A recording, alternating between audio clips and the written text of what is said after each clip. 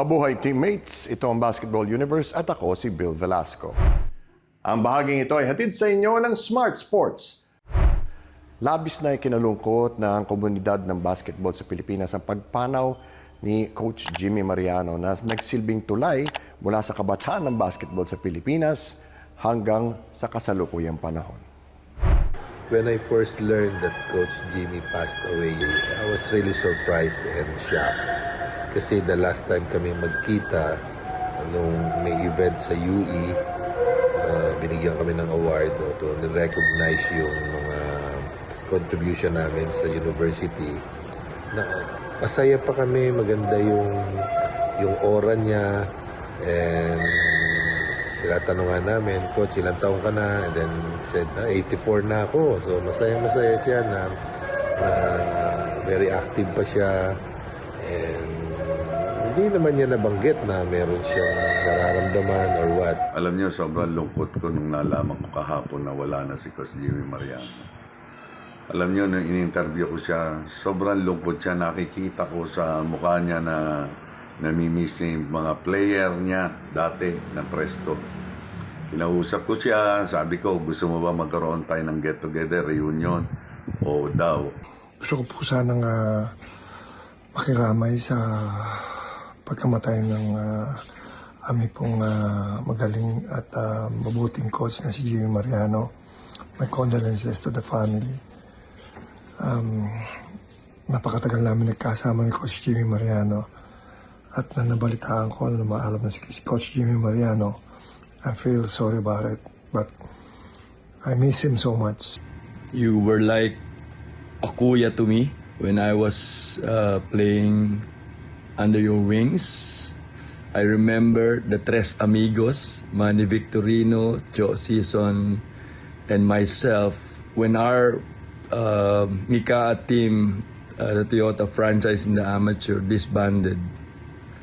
After a few months, we found ourselves together again, Manny, Cho, and myself, under the wings of Coach Jimmy Mariano with the Great Taste Amateur franchise.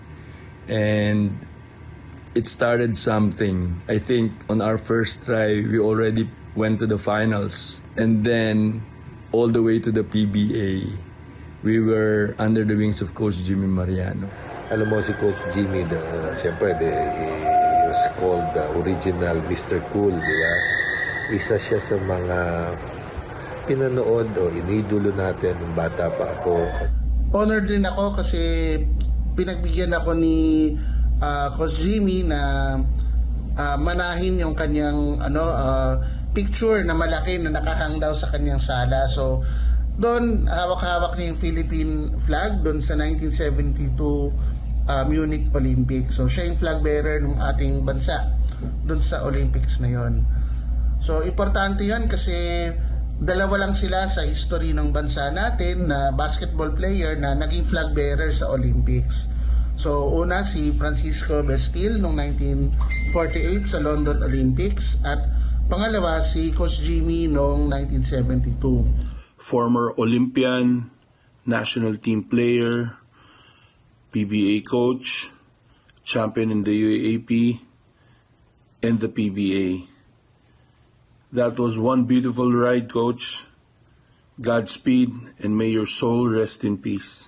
I have utmost respect to this man that I consider as my kuya because he loved me so much. That's why I love him. So much so that I know it happens also to Manny and to Cho, that he talks to them privately. And the several times that he talked to me about everything that is happening in the team, no? He wanted my input on some things in the team. And I appreciate that. It's like he's giving me ownership in whatever we're doing, and we're doing it together all the time. Isa siya sa parang winningest players and winningest figures sa larangan ng Philippine basketball. So sa lahat ng levels, siya yung naging kampiyon from pagiging isang player sa UE, tapos sa pagiging professional, particularly sa Mika, and also in particular internationally rin sa pagrepresenta sa bansa natin sa mga ABC tournaments at saka dun sa ano rin sa Olympics, sa dalawang Olympics sa 1968 sa Mexico at 1972. Malaki utang na loob ko kay Coach Jimmy Mariano dahil pababa na laro ko nung kinuha niya ako sa Presto Tivoli at binigyan niya ako ng break. At gumanda ang laro ko, bumalik ang dati kong laro. He mentored me. He considered me as part of the decision maker of the team. And I think that's one thing I inherited from him. When I started coaching, little did I know I was doing this. I was involving my players in some of the things that I want to do in the team. So, Coach Jamie, you really inspired me. You influenced me in so many ways that I consider myself became successful in what I do because of the things that I learned from you. And I value your friendship. I value your mentorship. And I value you so much as a coach. Thank you so much for everything that you've given me, taught me, inspired me to become. May you rest in peace. God bless you. Sa tingin ko, napaka-fruitful din ng kanyang naging journey, especially sa basketball. Former Olympian, nag-coach nung nag-champion din as a coach sa collegiate level, sa PBA, sa professional. Tingin ko, fulfilled naman siya in terms of accomplishments na nai-contribute niya sa Philippine basketball.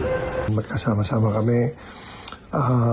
Simula nung umakit ako ng PBA at nakasama ko si Coach Jimmy Mariano. Napakatagal po namin po napagsamahan at marami po ako natutunan sa kanya. Hindi lang po siya coach, he is a mentor. Kaya Coach, rest in peace. Yung isang naalala ko rin kay Sir Jimmy, yung kanyang willingness to share his depth of knowledge.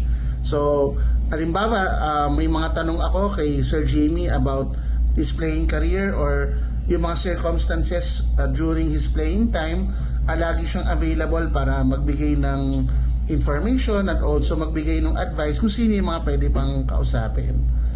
So, yun, rest in peace po, Coach Jimmy.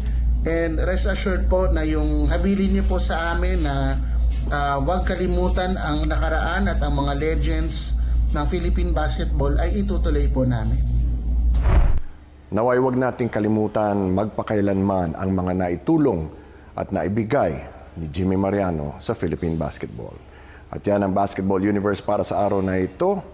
Abangan kami Lunes, Miyerkules at Biyernes sa YouTube at Facebook. Kaya like, share, subscribe at follow na rin.